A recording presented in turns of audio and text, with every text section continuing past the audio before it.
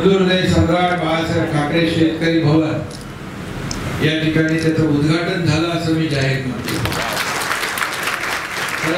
सर्वसामान्यांचं शेतकऱ्यांचं सरकार आहे आणि आता सेंद्रिय पद्धतीने शेती करणारे शेतकरी पण इथं पाहायला मिळाले आहेत। आणि शेतकरी प्रशिक्षण आणि शेतमालाची विक्री म्हणजे ब्रँडिंग, मार्केटिंग आणि विक्री अशा प्रकारे यासाठी व्हॅल्यू ॲडिशनसाठी हे शेतकरी भवन नक्की फायद्याचं ठरेल। आणि हे सरकार जे आहे हे वेळोवेळी शेतकऱ्यांच्या मागं उभं राहिलेलं आहे आणि अवकाळी पाऊस, अतिवृष्टी, गारपीट जेव्हा जेव्हा संकट आली तेव्हा तेव्हा शेतकऱ्यांच्या मागं आपलं सरकार उभं राहिलं। 1.5-2 वर्षामध्ये शेतकऱ्यांना 35,000 रुपये मदत देणारं हे आपलं सरकार आहे आणि म्हणून मोदी साहेबांचे 6,000, आपल्या राज्याचे 6,000 असे मिळून 12,000 रुपये शेतकऱ्याला दरवर्षी मिळणार।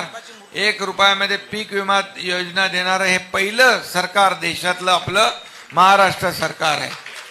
NDRFच्या दुप्पट 2 हेक्टरच्या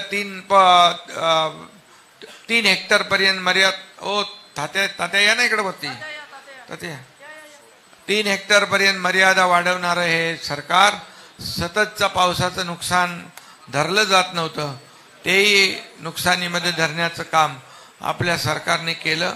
खूप योजना सरकारने केलेल्या शेतकऱ्यांसाठी आणि म्हणून शेतकऱ्याच्या पैशामध्ये वाढ झाली पाहिजे आणि जे उत्पन्न आहे हे डबल उत्पन्न झालं पाहिजे अशा प्रकारचं सरकारचं धोरण आहे आणि म्हणून पुन्हा एकदा मी शुभेच्छा देतो आणि आपल्या खासदार भावनाताई गवळी यांनी हे शेतकरी भवन बाळासाहेबांच्या नावाचं बांधलंय, त्यांचं अभिनंदन करतो आणि बाळासाहेबांच्या विचारांचंच सरकार आम्ही स्थापन केलंय।